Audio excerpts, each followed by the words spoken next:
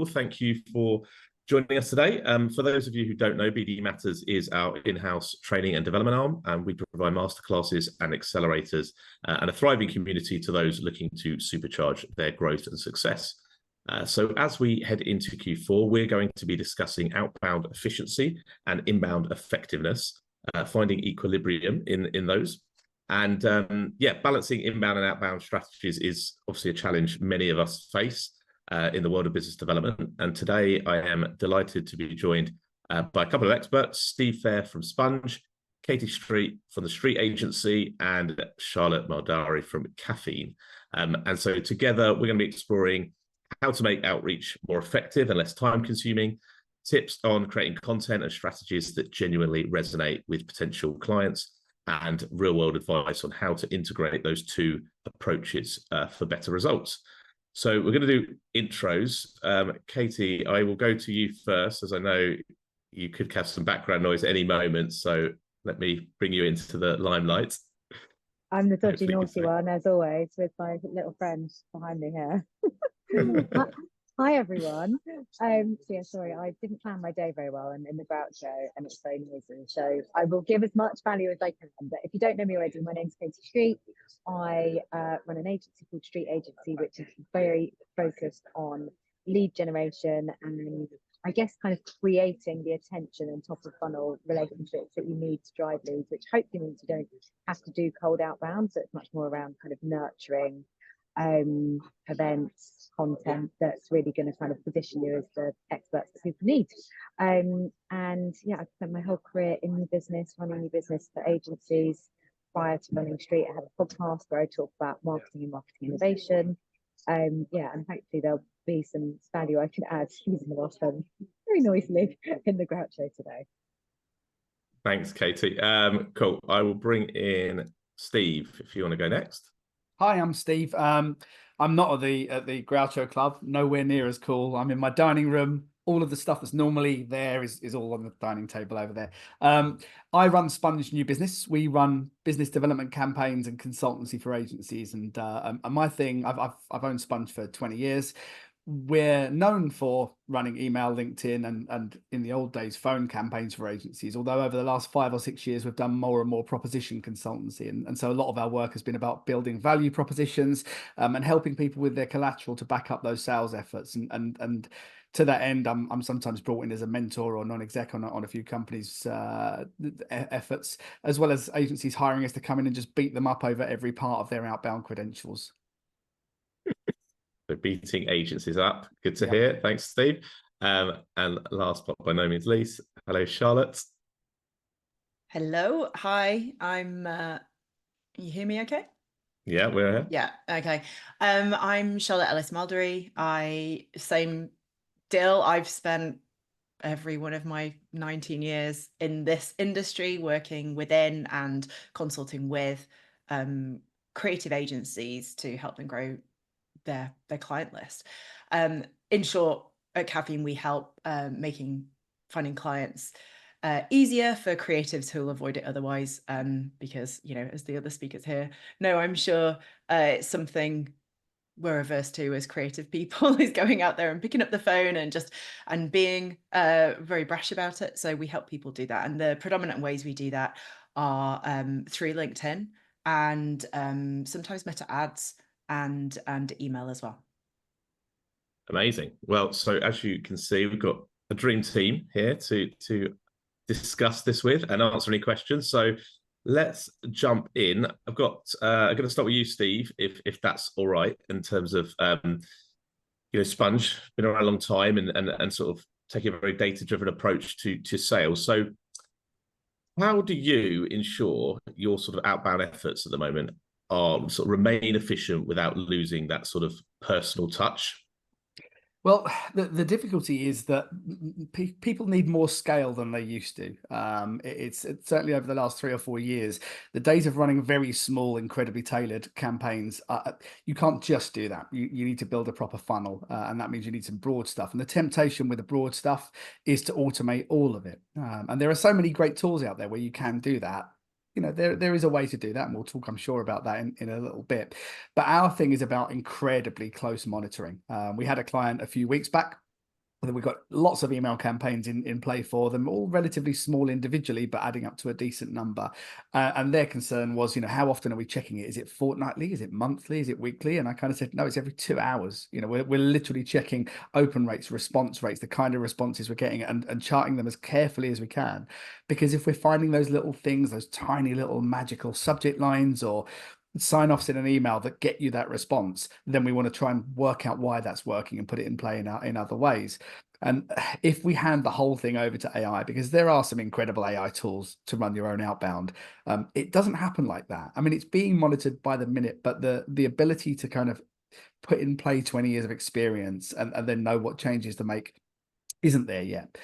To that end, because we've got quite a lot of data in play, we do use AI to make sure that we're staying on top of that.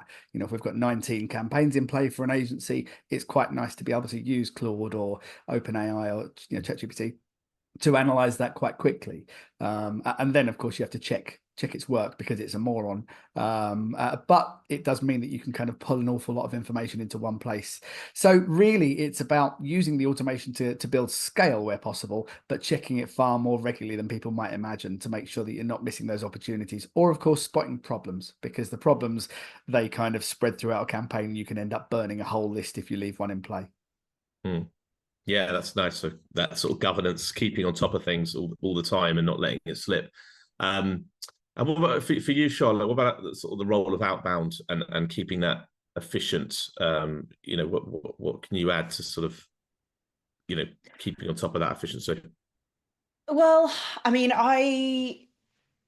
we working on possibly some smaller, more niche campaigns than Steve is talking about. But again, I think it's super important to be keeping a very manual kind of touch, and especially perfecting a campaign manually before you even start automating it. That's hugely important for us. There's a lot of groundwork as well that goes into understanding what is even going to be put out there in the first place.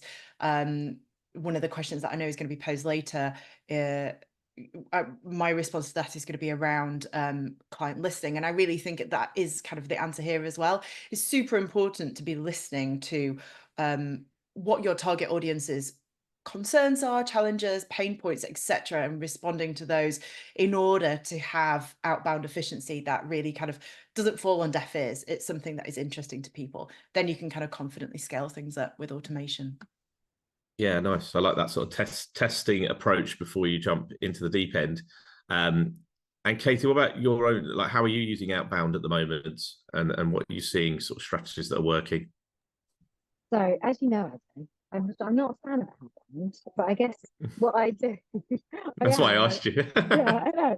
Well, I am and I'm not. So basically, we take a inbound approach, like creating attention, which enables you to do what I believe outbound in a much nicer way. So my approach to all of this is about building relationships first. So it's looking at your content strategy first up to put out helpful, insightful content, events, whatever it might be, things like this, that means you can connect with your audience and they can start to understand how you can help them before you have to or need to sell to them. So it's about building relationships, building community, building a go-to-network strategy first, so that means they already know how you can help them. And most of the time, and that means for me and my business at the scale and size that we're at, we don't have to do ever cold outbound. And that's really what we do for our clients, because the amount of inbound that I get, because I'm consistently putting out that helpful, insightful content, is great. And then we do a great job for our clients, of course, to get referrals and other things. Now, I'm not saying I've never done outbound. Of course, I spent a lot of part of my career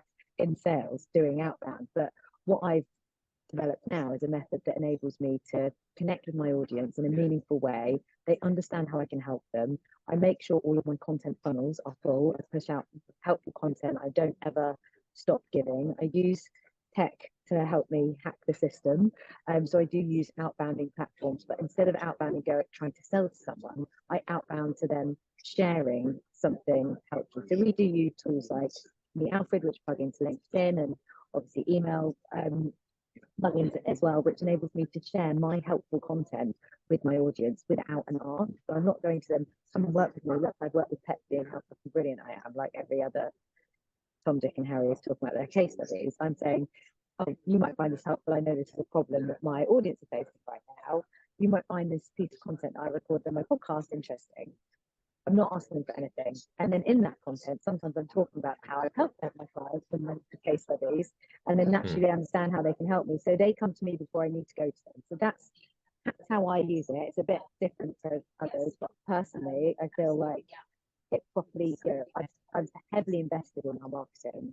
And this is exactly what we also do for our clients. We go to events, we build up content series, we use, we are pushing, we're not just waiting for the audience to come to us, we are pushing that helpful content to the people who want to see it by using the technologies, but we're not having to do outbound in the kind of salesy outbound way that often people need to, because I'm putting enough out there that makes people understand how I can help them, how I've helped others, and what I can do, and how to find it. And I think that, for me, solves the problem. But it takes time. If you've got a problem now, that's not going to solve it for a few months. Yeah, and I think that's what people, maybe they're sort of disillusioned with outbound. And I think what you're talking about is creating the marketing, creating the value, and using outbound to drive people to that marketing, or, to that value, and not seeing outbound where I often see it, which is just a plain sales message, right? It's just, do you want to buy? Let's book a meeting. It's quite blunt. And I know we're all desperate for leads out there, but I think we can all agree that none of us would advocate that approach, to go in probably with a hard sale. Certainly in our industry, what we're selling, maybe if you're selling SaaS, there's an argument where you could push for a demo and there's a sort of shorter sales cycle and things like that. Still be careful, but it's definitely about adding value and helping. But I guess you've all, like Steve, all of you have talked about, automation, AI tools. Like there seems to be a lot out there. Is it like, does it work? Like what tools are you using out of interest? And is it, because I think everyone's trying to get their head around it. Should I use it? Shouldn't I use it? How should I use it? So what can you share about the way, I guess, you're using some of those tools, Steve, and just best practice from our limited use of them in the last kind of couple of years, I suppose? Yeah, I mean, to be honest, we're tentative in use of any of them. Even the image generation things, if we are generating content that's going to go in campaigns. But for example, we've had a client recently who said, "Oh, we've put the copy you used through ChatGPT and it's made these suggestions," and just sent them verbatim. And they were, to a word, dreadful. The kind of stuff that we send is really conversation. It's much more closely allied to, we ask the MDs of our clients, for example, to imagine they're at a networking event and they wander up to a prospect at the bar. You don't launch in with something that kind of goes, "Founded in 1998, our team of 20." You have a conversation, and that's what good outbound looks like. Is it looks like someone just sent an email and clicked send and had that pang in their stomach, they didn't proofread it enough. And one of the problems with AI is none of it looks like that. It looks like leaflet language too often, certainly for outbound anyway. What we've tended to do is to, Katie's talking about finding people's pain points and issues and finding the things they're interested in. You can ask AI to go look at, even ChatGPT is pretty good at scanning through someone's LinkedIn history and things like that, looking for common themes, common words they use. And that could then drive your outbound. And our campaigns being very small and high in number rather than huge in number, but only one massive campaign running, means we can then slice our databases up into these tiny little slivers and make things look incredibly personalized, when in fact there's a conceit there. I don't write every single email that goes out, but every single person that receives one feels like I did. And that's where we've used AI to the most benefit. Is it does enormous amounts of research for me in a short space of time. We've used a whole bunch of other AI tools. I mean, even things like I call it Appify, but API-FY, where you can build little working APIs to run things. Getting that to run something like ChatGPT or Claude for you is really, really powerful, because you can build in parameters, and you can also put in previous stuff that you've done to stop it from going off the rails or becoming too generic. So it's a real blend of the tools. ChatGPT is the one that we come back to an awful lot because it's so easy and accessible and it can go off and do things. Claude is very, very good as well. But for general day-to-day stuff, it's those. But it's mostly, like I say, to stop me having to literally research every single thing and to bring it into one place. Otherwise, we do end up sending outboundy horrible sales messages that Katie describes, and they are dreadful. You know, it's that nobody likes receiving those. But when you get an email that feels like someone just wrote it and clicked send, that's the magical thing, and that's what we try to do. And that's the only thing we use AI to engender, is creating that ability. Yeah, and I've seen it used as I would describe it as an enabler rather than a replacer. You know, I think that's the key, and I think AI can do so much behind the scenes to point you in the right direction, give you info, teach you things, test things before you don't have to. It's not about just replacing the salesperson and putting it out there. And Charlotte, what about you? What are you doing in terms of sort of tools or approaches in this kind of space? So, I mean, for us, it really comes down to, actually, as you're saying that, I'm thinking we use a lot of automation. We use very little AI front of house. We use it behind the scenes, and I listed some of the tools that we're finding most useful at the moment. But it's really about precise targeting, which, both the other speakers have already mentioned, relevance of the offer, focusing on generating goodwill, and then plugging in automation to reach a broader audience. We predominantly do that for the majority of our clients using Sales Navigator and LinkedIn automation in combination. We've got a really good, at least compared to all, I mean, we use so many different outbound platforms with different clients, everything from direct mail through to meta ads, LinkedIn, organic Instagram, all kinds of stuff. But on LinkedIn, we have a 40 to 50% connection rate and a 20 to 25% opt-in rate into a lead magnet with our audience. And that's based on testing in a manual fashion first before kind of going in with the automation. But in terms of the actual tools you asked, so LinkedIn automation, Sales Navigator in combo, as I mentioned, but then there's some other really basic stuff like Calendly. I mean, that's an automation, but stops people from having to play diary tennis, which drives me absolutely bonkers, and is a lot easier way to suggest a phone call at a certain point in the conversation when you're further along the know, like, and trust process than just pouncing in with a let's get on a call. What we call a super sign off is kind of like semi outbound, semi inbound, but suggestions of next steps if that person is ready to go to the next step, rather than having that in the content of whatever you're sending. And then one of the things we use behind the scene a lot, which is AI, is Descript, which is absolutely incredible because, just like Katie's mentioning, a huge part of because of the nature of focusing in on our clients' pain points, clients' pain points and challenges, content is a big way that we deliver that in return. So another thing we find is that creative agency owners and leaders, one of the things that they hate most is sitting down with a blank page and having to write content. It's very it doesn't come naturally, it doesn't come organically, and it often sounds very stiff. Just like Steve said, hey, we are a team of 20 people born in Portsmouth in whatever time, it doesn't come naturally. So we really encourage people to have a conversation. We'll curate questions, we'll record it, and then with Descript, we can splice it up loads of different ways and use it in different formats. Everything from worksheets, lead magnets, podcast episodes, blog posts, social media posts. It's just genius. I love it. Great. No, love a good tool, and like we'll try and capture some of these and share them later. And if anyone's got any questions, by the way, for the speakers, we will please put them in the chat, and we'll do our best to answer them. But that sort of nicely takes us into inbound, right? Doesn't it? Because you're starting to get into content and marketing ideas and lists. We know the pain points there because everybody's struggling to create content. I don't have time. What do I write? There's too much noise out there. So Katie, I'll come to you to start off with. What are the key factors, do you think, for making an effective inbound strategy? Well, first of all, you just got to do it. And I think that's often the biggest barrier. Like, so many people just don't do it, and they expect, or they do it for a short period of time and then expect, a 3-month campaign to solve their sales problems, and then they stop because it hasn't lived yet. So for me, it's always been about really understanding what are the problems in the market that I can. Sorry, I feel like I'm like blowing up with this weird light behind me. So apologies. You're fine. It looks like a robot. But for me, it was about understanding what are the what are the pain problems that my clients have or my potential clients have right now, and how can I help them? You've got to do that piece first.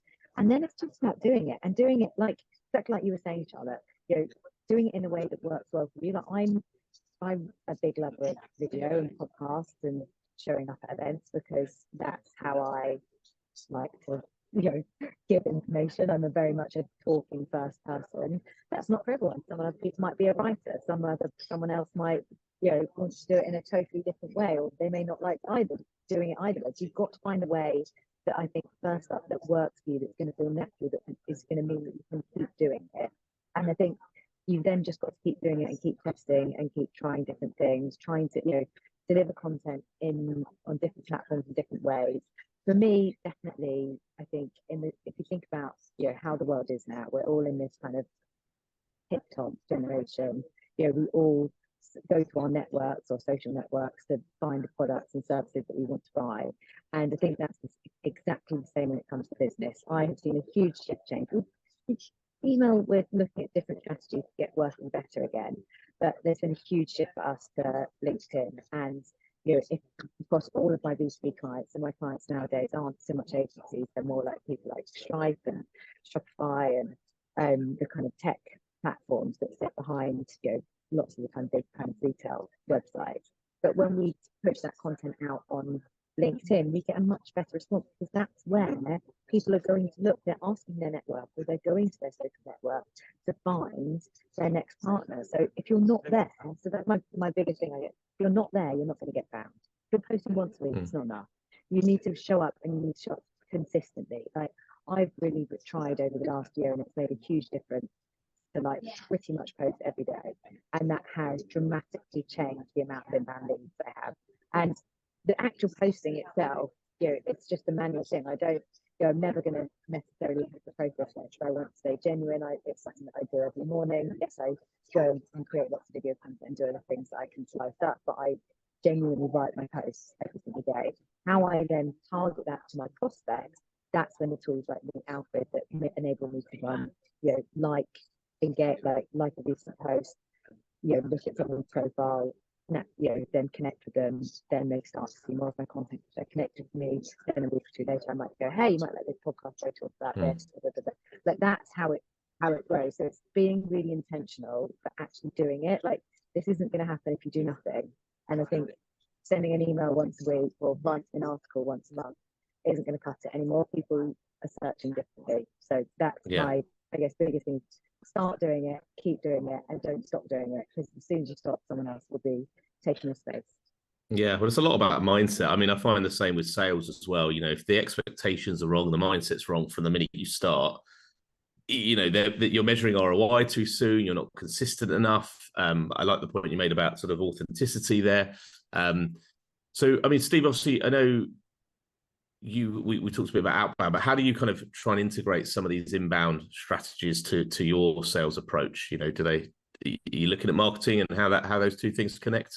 Yeah, I mean, firstly, it's trying to get our clients to do it in the first place, which is why, Katie, you and I need to have a chat at some point. I've got a funny feeling you might be able to beat my clients up on it better than I can. But it's when they do, then we're very keen that they give us their content calendar, if there is one, or at least let us know. We're going to be posting every day or every week or whatever on LinkedIn. If they've got interviews going out there, or magazine pieces, or even just plain old trade ads or LinkedIn ads running. For us to know what that is important, because of course their prospects may well have seen that stuff. Quite often we'll have given the prospects email addresses to our clients so they can switch on LinkedIn's targeting. So they will definitely have seen the advert if they've been on LinkedIn. When all that happens, it can be magic. It can be a really lovely thing for there to be that recognition for them to kind of go, you guys, I saw the thing. The biggest problem for us is getting people to do it exactly like Katie says. And in the same way as biz dev, any kind of outbound is the last thing on someone's agenda. And then when they finally get it started, you kind of go, it's lovely. One of our clients a few years back said, I like the leads and, I like the pitches, I like the wins, but the thing I like best is knowing it's happening. And I think that's such a big deal with any of this stuff, any kind of sales. Certainly in agency land, no one really wants to do it. Agencies want to believe that stuff's just going to turn up because of their incredible genius. And it's lovely when it does. But 80% of wins should come from referral and inbound another, maybe another 10% if it's pure cold inbound, not someone who's literally found you today. But cold outreach is incredibly inefficient, and it only works well when, firstly, everything is aligned. So your messaging needs to be great, your emails need to look human, your collateral, which, I gave a talk last week on how to get your collateral right. And we've literally got a queue of agencies waiting to work with us on it, because when you kind of hear what collateral should look like, turns out much shorter than most agencies write it. It can be really, really effective. And then if you get that matched up with the stuff, the content that's going out there and those inbound leads, that's magical. And then probably the last part is agencies' incredible inability to follow things up. They get an inbound lead and they kind of don't reply immediately. And then on their website, it says you're proactive and client focused, and you take 2 days to reply to an email, or you reply once and then not again for another week. We kick our clients around a lot on that stuff. We've had leads literally go cold in 48 hours because we all imagine to the prospect the most important thing is this tiny little sapling of a conversation with this amazing agency, but in fact they've forgotten you 2 hours later and they're on to the next thing because they're busy. And so if you get all that inbound right and then follow it up well, and use your cold outreach person, whether it's an agency like us or your in-house person, get them straight on that stuff, because those leads that someone like Katie brings in are gold. They are the keenest type of leads. Other than referrals, inbound is absolutely so valuable. And cold outreach, the stuff that we do, is the most inefficient of the lot. Wish it wasn't. I'd have a bigger house and a shinier car, but the fact is it's the tough bit. And so when you get all three of those things working, that's where the gold is. And so really we just try and make sure our clients understand that, and I kind of say that with some passion every single time I say it, because it's important. Yeah, I think it's changing that mindset, isn't it? I think the reliance on outbound to drive like short-term leads is where agencies and businesses get it wrong. And actually, I think it should be just fueling the fire. You should have all this marketing activity to dance around, and that you should be driving people to it, following up afterwards. And that's when it becomes really effective, not as like the thing. Yeah, it shouldn't be adversarial. It shouldn't be transactional. The first thing you learn in marketing college is that transactional is short-term and relationship is long-term. And certainly when you're selling any kind of service, certainly one where there's a monthly retainer being paid and an assumption of a long-term relationship, start as you mean to go on. And agencies really don't. It becomes a kind of a one-sided adversarial thing. You and I, Adam, have chatted before and said we've both had salespeople who are really salesy and aggressive, and you can't work with them. You can't make that work in agency growth. Agency growth is something more measured and much more like I said on the previous question, wandering up to someone at the bar at a networking event. Those conversations are the ones that somehow synthesizing your outbound. And so, Charlotte, I'll come to you. I mean, we've got a couple of questions, but we'll do those in a sec. But let's get into sort of creation of content. You've all talked about lots of different things, white papers, forms, and different bits of DM you talked about, which is interesting because it's something we want to test at the moment as well. So it'd be good to get your thoughts on that. But when it comes to creating content, what are like that attracts, engages? Where do you start? What are the best practices to ensure it's actually going to resonate? The good news is it's free and it might generate business by itself. You need to talk to your clients. Like, you need to ask your prospects. You need to do a listening exercise. I was the marketing director at Brand Opus for many years. And one of the things that we did that felt really weird to me at the time was we brought in, I don't know if they're still running, a guy called Simon Rentut, who ran a company called Relationship Audit Management.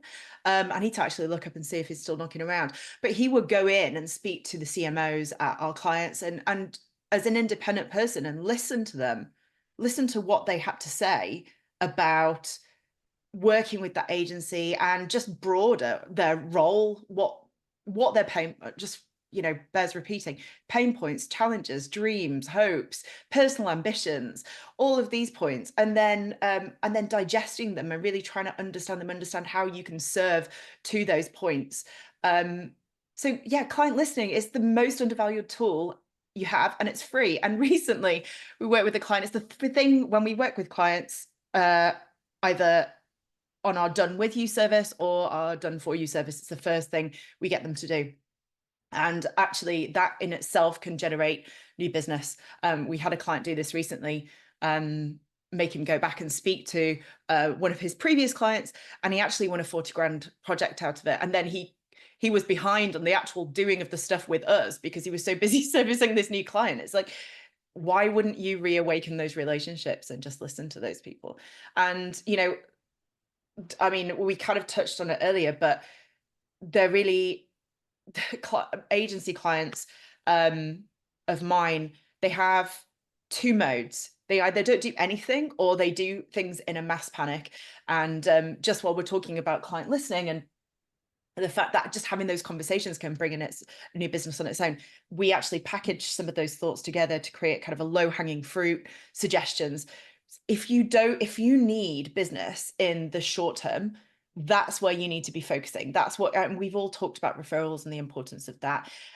Using your existing network. A lot of people think they've maximized that and they haven't actually. So there's some great tools around that. And then consider this stuff, the medium to long-term stuff, and know that the majority of the clients I work with will say to me, I wish we'd started a year ago, because it takes time to see the results. There's no quick fixes when it comes to this longer term stuff.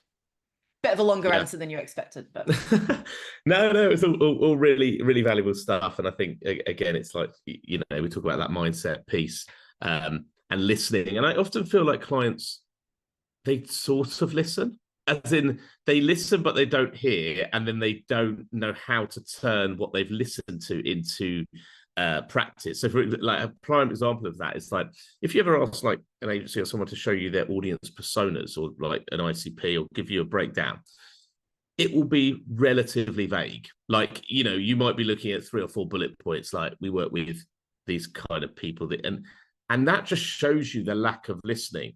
Because if you can't really show like on a page of A4 at least, or 3 slides of a deck, how deep you could go with pain points, challenges, mindset, culture, personality, demographics, which you could completely expand, then you're only scratching the surface. So how can you expect your content to be relevant and your outreach to be relevant and in depth enough if you're only scratching the surface? So they're sort of listening, but they're not hearing what's actually saying out there. And I think that's, I don't know, people miss a trick because they can do it for their clients, but they seem to can't do it for themselves a little bit. Question from Candid. He sort of asked about strategies that have changed over the last 3 to 6 months. Obviously, I presume, we're in tough times and slower market conditions. So have any of you got anything that would you say particularly you changed recently, even in the last year? I mean, the thing we've noticed mostly has been shorter emails if you're doing outbound, which sounds really oversimplified, but there's literally nobody on earth that sees a subject line to what they know is a sales email and thinks, you know what, that's fair, that's a decent subject line, I'm going to open this, but I hope it's long. You know, there's just nobody on earth who hopes that a sales email is long. And we've found literally we've got stuff that's 2 sentences long that's got us into really high value opportunities for clients with almost no information in it. And it's been, I mean, this has always been a thing. You know, if you've read something like The Jelly Effect by Andy Bounds or the Levitan pitch by this book, Win More Pitches, which is a fabulous book as well, they both espouse always, if you're talking in the cold channel, talk in the context of outcomes, don't talk in the context of process. Nobody cares what you do. They just need to sell more light bulbs. And so if you can write 2 sentences that allude to the fact that you understand what the commercial outcomes are that your prospect needs to achieve, they're far more interested in how you do it. Whereas most agencies' messaging focuses on what they do. And, you know, there's a great story. My colleague Matt, so Matt, who works here, used to be international head of comms for Atari. He was European marketing director at Midway Games. And he says years and years ago, he got a message to the effect of, hi, Matt, we reckon you've got a warehouse somewhere full of budget games you'd love to shift. We can help you do that. All the best, John. That's all it said. And he said, you know, sent that to the brand managers and said, yeah, hire these guys. And I said, oh, wow, you know, what kind of agency was it? He went, don't know, don't care. And the idea that agencies don't, you know, client side, they didn't delineate agencies the way that we do. And in fact, it was just someone saying, yeah, we can help you shift those budget games, was kind of powerful to me, because I kind of thought, oh man, yeah, are we spending far too long telling people stuff rather than getting to the root of the thing they need to achieve and then appearing as someone who might be able to do that. So lately we've found that has become so crucially important. The content has to be as short as possible, get it done concisely, don't leave too much out. You know, you still need to allude to those commercially important things, but the longer the email, the lower the response rate. Is that simple. And that's become more and more a big deal over the last year. Yeah, and ultimately the insight he knew there was a warehouse and he knew there were budget games looking to be shifted. So they've obviously done some research. And so the guy saw that and thought, he's right. Alternatively, he sent that to 20,000 companies and won Atari off of it, and that was it. Who knows? There's also that. Can I add something on email? Sure. So I would agree, definitely, Steve. It's lovely to hear someone else saying the same sort of thing. Actually, how we write emails has changed, but also we've seen a huge decline in how email marketing is actually doing. Just it hasn't. I don't know if you guys found this, but it hasn't been performing the same. And I think how we used to be able to send and run email marketing campaigns, which is actually quite lazy. Like we used to be able to send thousands of people quite quickly. There's been so many updates to the email platforms that you just can't send on mass anymore. So we've had to completely reconfigure our email strategy where it's tiny when we're sending to cold data, like in a prospecting campaign. That I used to be able to say, for instance, I mean, my job was very. We used to do events and we'd be able to send one email or a couple of emails to like 5,000 people in a day and get like 30 sign-ups for a lead in a day. Whereas now that takes I have to send those emails out 20 emails a day or 10 emails a day. Like we just can't send at the scale that we used to. So I think again our approach is it's much more nurturing. We still get to the same results, but the approach that we take is much slower. It's different. We've got to keep an eye on the technology platform. We do get much better response rates and sign-ups. Where we used to fill most spaces through email, we now fill most through LinkedIn by using email message campaigns through LinkedIn. So it's just very different. You just got to keep watching what's going on, keep changing, keep testing. But I would definitely say, sending mass emails, you're just going to kill your mails really quickly. Yeah. So we've seen that as well. A lot of changes on email and a lot more. It's difficulty in getting things out, going to the spam filters and things.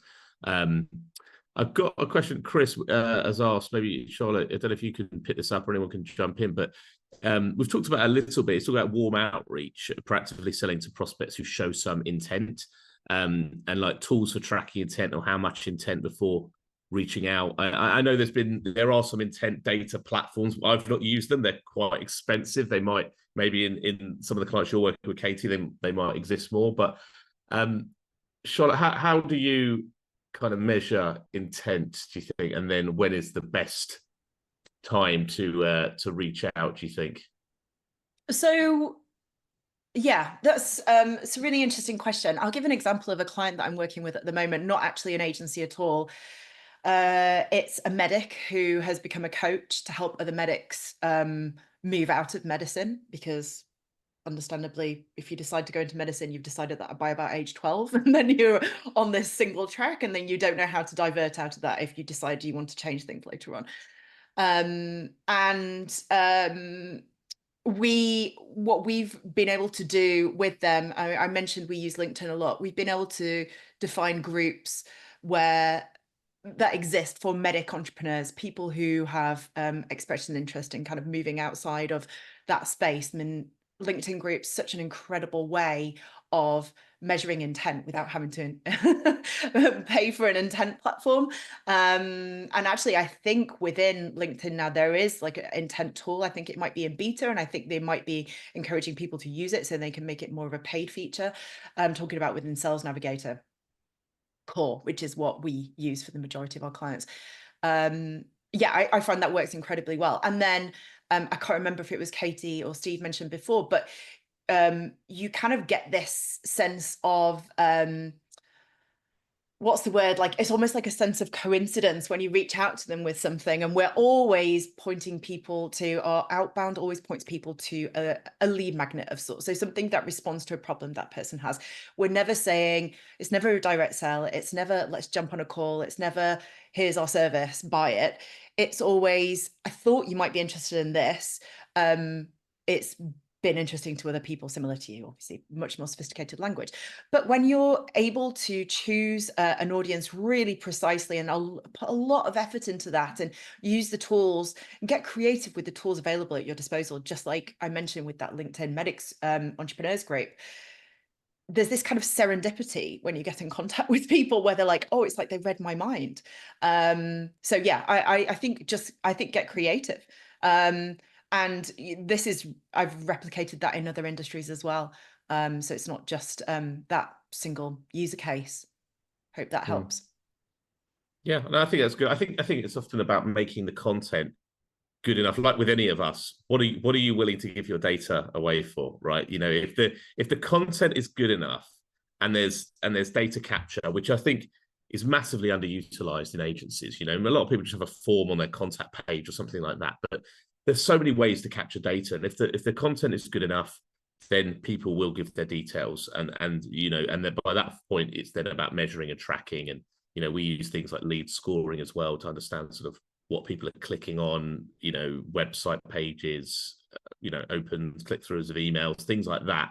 But yeah, it gives you a lot of, you know, then you don't have to jump in too early, and you also have insight, I suppose, as to what you're going to say when you do reach out. Could I just add something else to that? I mean, I know that email has definitely been performing worse this year. I think it's really crucial as part of a multi-touch strategy. So you do kind of build that sense of serendipity when somebody sees you in multiple places, like, oh, it feels like I have to get in contact with this person. But if you, depending on, and I agree that agencies tend to be, on the whole, less sophisticated when it comes to capturing leads in terms of email addresses, etc. And yes, who fills in the newsletter page on a website? But if you are doing that in a smart way, and you're using a tool that allows you to track things well, we use ConvertKit. Find it works incredibly well. It's from free. You don't have to spend a fortune. But using that instead of something like MailChimp, I find can be incredibly powerful in terms of tracking just how much interest there is. So then you can do some manual outreach in between times. And Katie, have you got anything else on measuring effectiveness, like metrics or things that you use, or that we haven't mentioned, or if we covered sort of most of the key ones? Yeah, I mean, definitely, I think it's good to understand what the buying triggers are. Whenever we're working with people, we're going like, when do people genuinely value? Like, for a lot of my tech clients, it's okay, yeah, when they've been on a legacy tech platform for 5 years. So we know that's a buying trigger when someone's moving jobs. And actually, you're right, Charlotte, it is baked into sales now. You can just search based on that. So most of us on here, hopefully, we're at least one sales lab license, but there are other platforms that we use that I can do searches for data using those sales triggers on Follow. We also use Outbound Insights. So obviously, I'm doing this at scale for lots and lots of companies. It's really that I can spend money on the data and insights tools that are out there, but it's about understanding what are the sales triggers, when are people most likely to want or need to buy you, because when you know that, then you can look for the right things and work out that buying intent. So I guess there's that, and then I think the question maybe Chris, that you were asking, like when to reach out. Like, we just set up journeys. Sometimes people in the and you can track and you can get super in touch with them. You can look at how engaged they are. You can do platforms that we use that enable us to know when someone's looking at our website and we can track what pages they're looking at, which is great. And then we can be really, when they're having a sales conversation, we can be really knowledge about the kind of cases they're interested in, what kind of things they're interested in, whatever it might be. But actually, I think when it comes like when knowing when to reach out, I would just set up some journeys and test it. Like literally just set up a journal, like week 1, hey, you might find the content, it will just keep sending. For me, it's just send them on the nurture journey, and then occasionally start to throw in, once they're warm, you can see, like, don't just send it to everyone, but once you're warm and you can see that they're warm, then send them something more like, have you got your, I don't know, right now be like, things are changing in 2025. Have you got your lead gen and event strategy set for 2025? That's what I'm talking to people about now. I can be more proactive about that with them, because I know that they've seen all my other content, and if they ignore it, they ignore it, and if they don't, they don't. Hopefully, it will raise a few. So I think you can almost overthink going, I'm only going to do it when I can see that there's some things, but also like sometimes they do one thing and come to you, so just try it. Yeah, and I think if you're not doing a lot of that stuff, then you don't learn from it. Like if you're not, I find a lot of these things rely on content being created, right? If you haven't got content, and if you haven't got web pages and emails, then you've got nothing to track. I think that's also the other problem here, is like this kind of void of the unknown. Like, we're just going to chuck out some cold outreach into the ether and hope something responds. But actually, what we're trying to look for is those triggers, those signals of intent. And if you haven't got a piece of content, you've got no way of measuring that, then you don't know. So you're already sort of, playing catch up, I find, a little bit. So yeah, it's about putting in place this sort of process. So I think we've got about 10-15 minutes left just to sort of to go through some other parts. And I think, Steve, I'll come to you about Outbound. You sort of talked about clients struggling, to create content and things. Like, what have you got any recommendations for people who are struggling with that, and like how to get them on board or try and convince them on the importance of it? Because I think so many people just don't know where to start, or just say, I haven't got the time. Yeah. So I mean, we've had a bunch of clients where there was a real unwillingness to put together anything kind of really glossy, and sometimes in agency content, I'm not a fan of it being too slick. You want to kind of get across the human side of your agency as well. All agencies are pretty slick. The stuff they put out, the stuff they show, their case studies, always going to be their best work. Whereas the actual human side of it is often the most important part to a decision maker. And so one of the things that we did for ourselves a couple of years ago, because we were looking at how much time we were burning on LinkedIn, was we put together 65 new business tips, right? Outbound new biz tips. And we found a hashtag nobody was using, hashtag new business shorts. Go follow that, please, everyone who's listening. It's really good. And before we published any of them, we wrote all 65, just sat in a Costa coffee for a whole afternoon and wrote out all these tips. And then we put them out every 2 days. We got all the people who like us already clicking like and saying nice things on the first 3 or 4. And then it sort of went quiet for a little while. And then we started getting direct messages from prospects saying, been reading your new business shorts, really enjoying them. And we realized that while hashtagging on LinkedIn isn't that powerful as an algorithmic thing, it's kind of handy as an indexing thing. And people were starting to use it as that. So what we did was we integrated that with our outbound. And much like Charlotte said earlier, rather than sending, here's our website, go and look at it, we were sending here's 65 new business tips you can actually use today. And it was exactly the stuff that we literally do all day. We were giving away exactly what we do. And so that really is something we've now encouraged our clients to do. Getting them to do it is just as tough as getting to do anything else. But the fact that you can literally spend an afternoon in a coffee shop, write out enough tips to cover 3 months of content, and then put them out, they've got to be really short, really, even so that people aren't even having to click read more.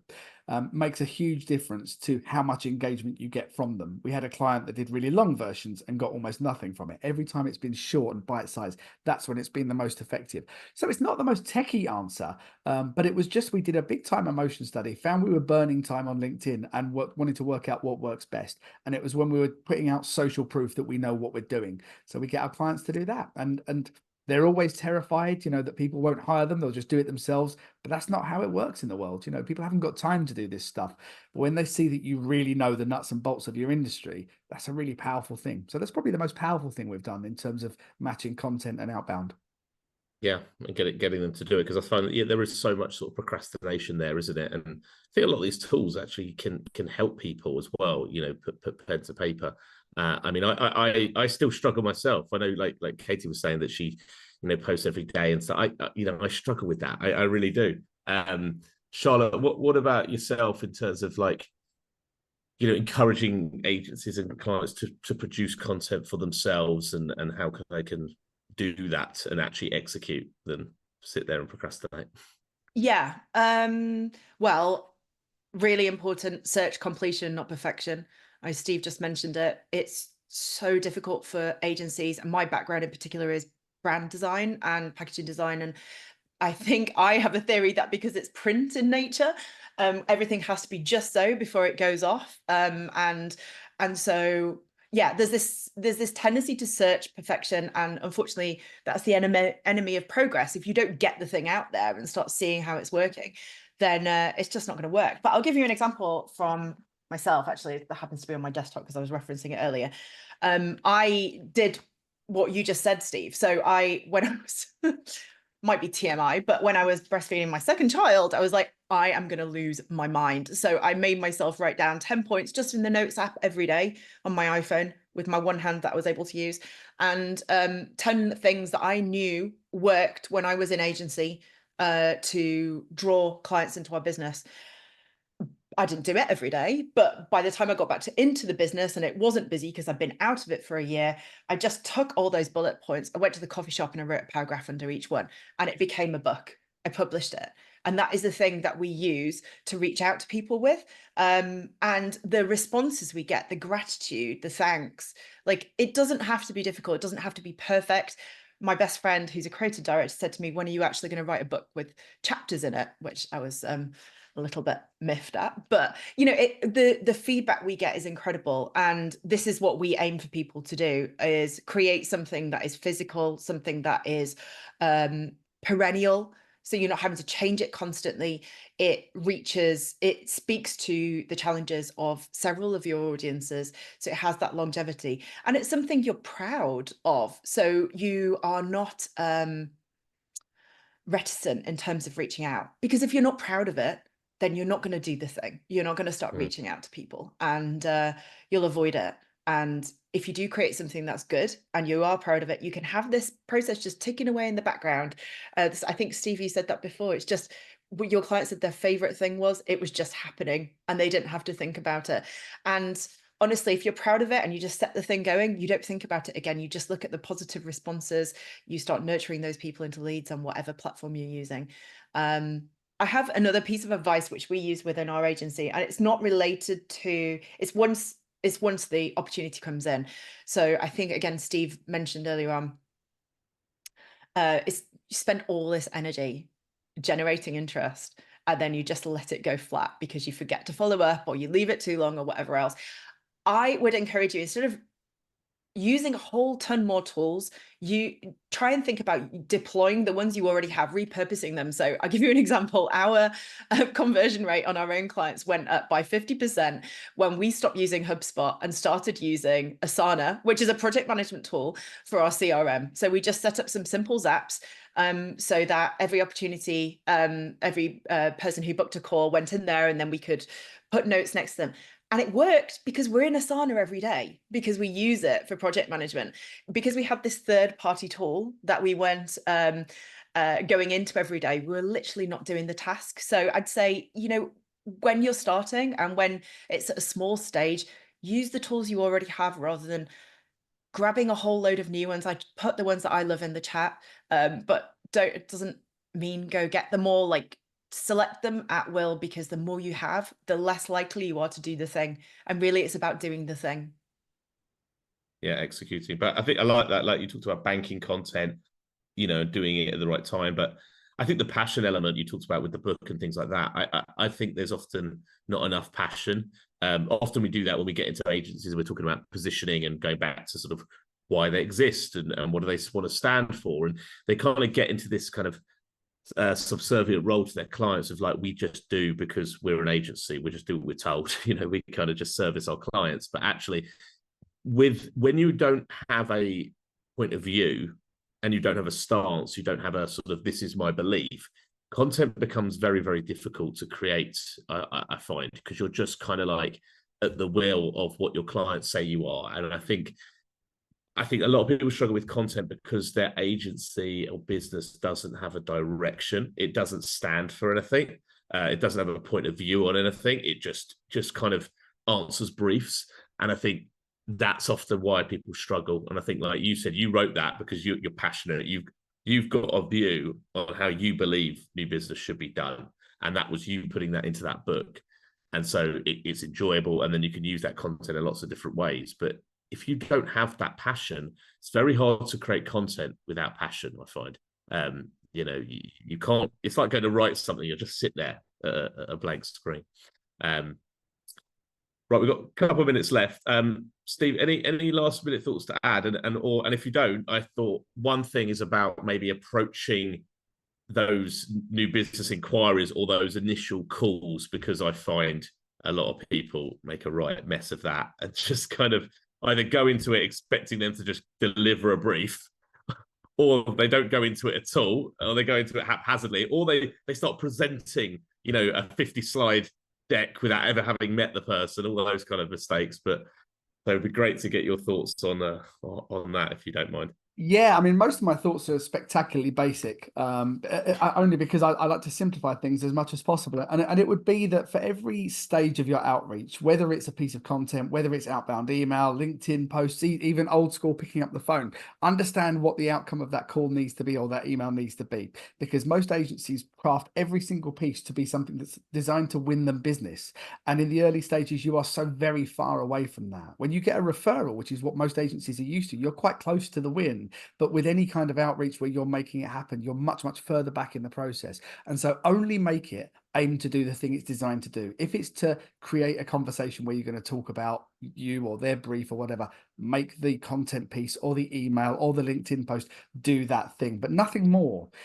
When you get that done, you can make the messages more effective because they're not trying to do more than they possibly ever could. And that's a really, really important thing. You know, when we've written email sequences for agencies, they kind of say, oh yeah, but this, why would anyone hire us off the back of that? And you're going to say, that's not, of course they wouldn't. There's no email on earth where someone receives it and immediately hires you, other than the one that my friend Matt received at Atari.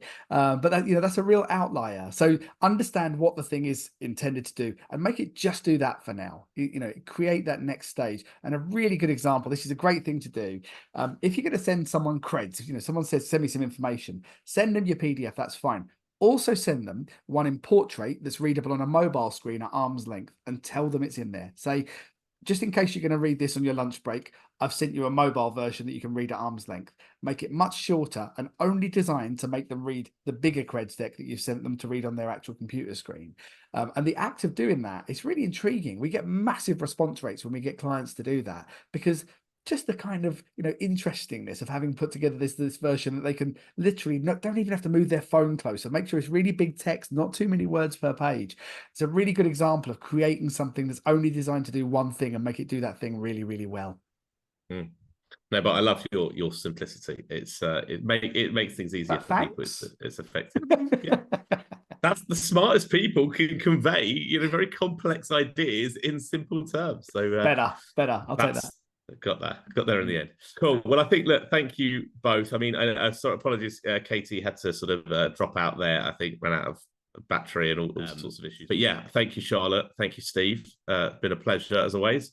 And yeah, if you've got any other questions for the speakers, direct them at us and we can pass them on. Or if you want to get in touch directly, they're both brilliant. I'm sure you'd love to work with them. So thank you, and we will see you soon. Thank you very much. No worries. Take care, guys. Bye.